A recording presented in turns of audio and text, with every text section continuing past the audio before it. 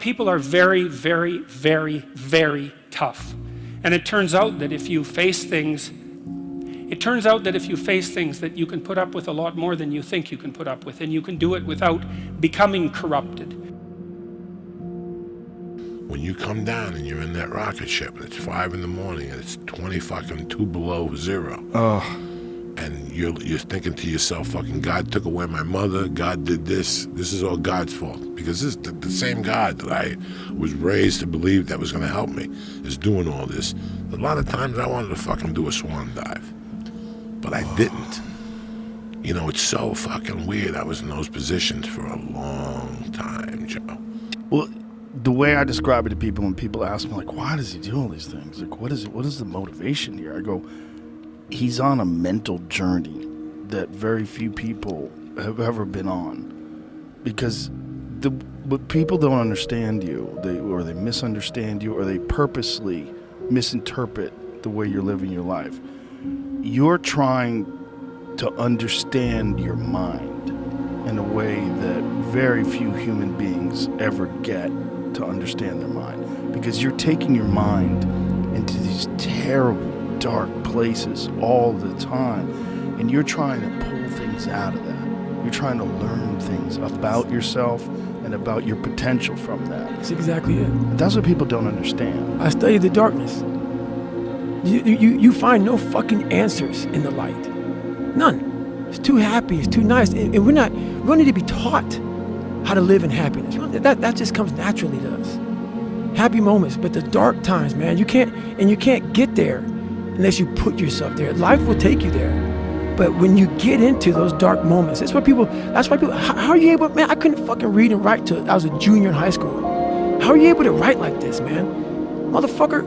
I'm aware that a lot of people that may watch me and may look up to me and think I'm a certain kind of guy, I'm a good guy, but they have to understand that I'm not worthy of praise. Only God is worthy of praise. It's true. And they do these things. I look at YouTube and I see guys have Mike Tyson Immortal, Mike Tyson God, and I'm not worthy of that. You are, Mike. Hey, stop. I know me. You can think what you want, but I know. Not for somebody to praise me or anything, no. I'm always just Mike. I was one of those people that worship people because I had nothing. Imagine how low I had to be to worship a nothing. Somebody that's nothing, and I worship them. You have to be alert when you're suffering. You have to be alert to the beauty in life, the unexpected beauty in life. And that's kind of what I was trying to get across with the idea of the cat. There's this cat that lives across the street from us called Ginger, and Ginger's a Siamese cat. And cats really aren't domesticated, technically speaking. They're still wild animals, but they kind of like people. God only knows why, but they do, you know. And so Ginger will come wandering over, and our dog looks at her, but they're friends, and she rolls over on his back, and Seiko used to, nose her a bit, and then she'd kind of mosey over and let you pet her if she was feeling like it that day. And you have to look for those little bit of sparkling crystal in the darkness when things are bad. You have to look and see where things are still beautiful and where there's still something that's sustaining. And you narrow your time frame and you be grateful for what you have, and that can get you through some very dark times. I go to such places in my mind and I study the darkness. Like, it's not just physical.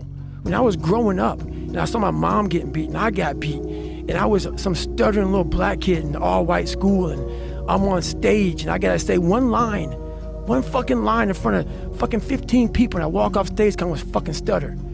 All those insecurities and all those fucking things, man, I used to go home and fucking cry. I'm like, oh my God, man, I'm fucked up. I'm so fucked up. Hang on, man. As I got older, we gotta study this shit, man. The only way we're gonna fucking get through this is if we study it. So every time I'm in a dark moment and life's fucked up around me, whether it be physical or just life, I get in it, man, with a fucking pen and paper. I'm like, okay, this fucking sucks. I can feel like I'm fucking losing my shit, but let's fucking study this. Let's come out of this motherfucker a genius.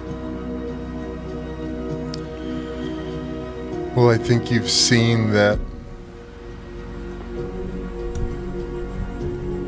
to the utmost, that anyone can do anything that they want to do. And when I did the toe the last time, all I did was my whole life was telling me that when I die, all I'm gonna do is apologize. I felt all the pain I ever caused somebody, all the pain I ever caused people in my journey in this world. I didn't see anybody that felt the pain. I couldn't apologize enough. I was so happy that I woke up, you know.